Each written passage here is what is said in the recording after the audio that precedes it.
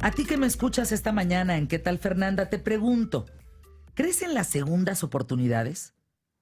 Mira, para algunas personas resulta muy complicado perdonar y ofrecer una segunda oportunidad a quien les hizo algún daño emocional o físico.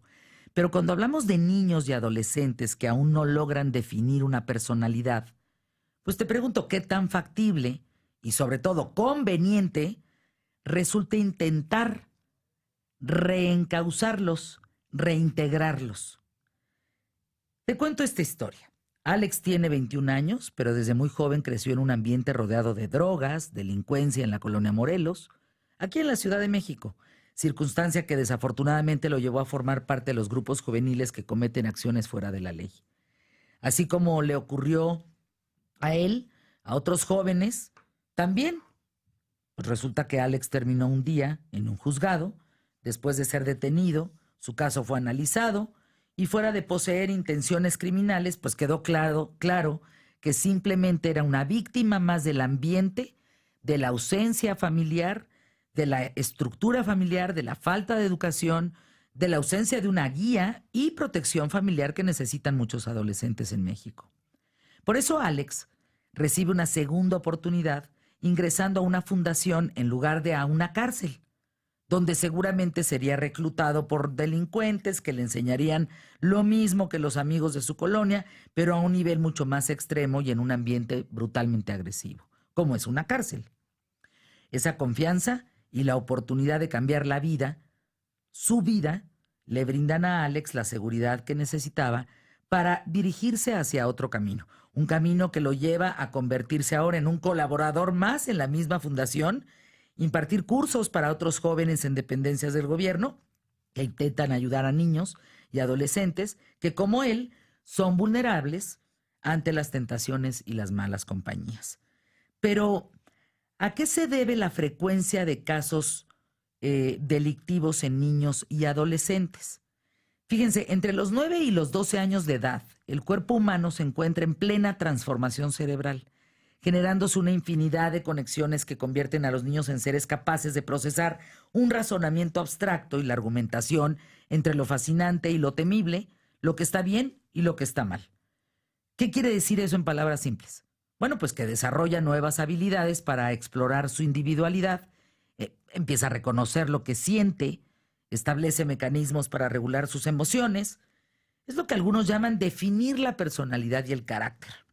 A partir de los 15 años, en las mujeres, por ejemplo, las principales amenazas para su integridad pues son las violaciones, los embarazos no deseados, el suicidio, mientras que para los hombres lo más frecuente son accidentes automovilísticos, violencia derivada de enfrentamientos, conductas criminales, etc. Según un artículo hecho por The Nature Human Behavior, más del 90% de los adolescentes varones cometen actos ilegales, pero también afirman que casi siempre se corrige este comportamiento antisocial con el paso del tiempo. La edad en que cometen crímenes comienza entre los 8 años a los 14 y alcanza su cumbre de los 15 a los 19 y se acaba progresivamente de los 20 a los 29. Otro resultado que arroja el estudio es que de la minoría de jóvenes que continúan con esas conductas delictivas, además de iniciar a temprana edad, tuvieron una infancia marcada por los abusos, la falta de familia, obvio, la falta de atención de los padres. ¿Y qué pasa con aquellos, por ejemplo, aquellos casos mínimos de hombres que no cometen delitos durante la infancia y mucho menos en la edad adulta? Bueno, pues que al tratarse de algo normal, en la adolescencia, los niños que nunca sienten curiosidad o se dejan llevar por sus amigotes y compañeros, pues son algunos de los menos aceptados, que se describen a sí mismos como excesivamente controlados, con poca confianza social y que tuvieron sus primeras experiencias sexuales mucho más tarde que los demás. Esto puede escucharse no tan agradable, pero bueno, pues los expertos que hacen la investigación con el material sobre este tema acumulado desde 1993, pues demuestran también que si bien parte de estos adolescentes son parcialmente excluidos durante esa edad, pues acaban teniendo más éxito en la vida. Santiago Redondo, profesor de Criminología y Psicología de la Universidad de Barcelona, asegura que la mayoría de los jóvenes van a dejar de delinquir de manera natural por el tema de maduración cerebral que sucede entre los 18 a los 22 años. Ayudados por la reintegración social, la educación, por el trabajo, bueno, hasta por la pareja, o por eso, por representar intereses alejados de una vida delictiva. Pero también dice que en algunos casos, Santiago Redondo, que es experto en el tema, cuando se aplican medidas muy duras, como condenas en la cárcel, en lugar de que se les ayude, pues el joven perderá estos alicientes en esa reintegración social y prolongarán su conducta fuera de la ley. Después de escuchar este testimonio de Alex, de darte estos datos de esta investigación, de comentarte sobre Santiago Redondo, que es experto de la Universidad de Barcelona en estos temas de criminología y psicología, te invito a la reflexión nuevamente. ¿Crees que se puede dar una segunda oportunidad a los jóvenes que cometen un delito?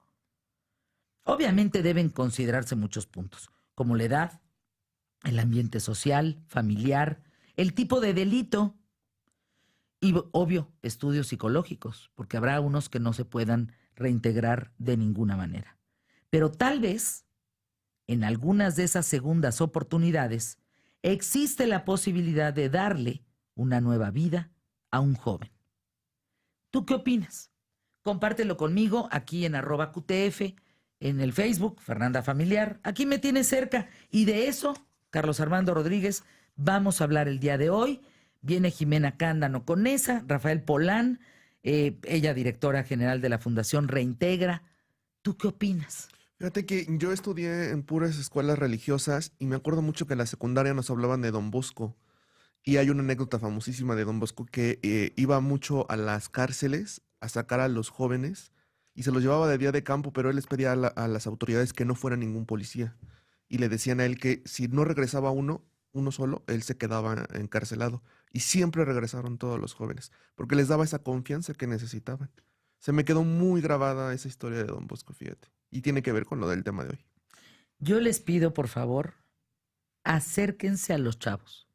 Si tú estás viendo estos chavos que te lavan el vidrio, que te limpian, ya no los veas como parte de una fotografía del paisaje.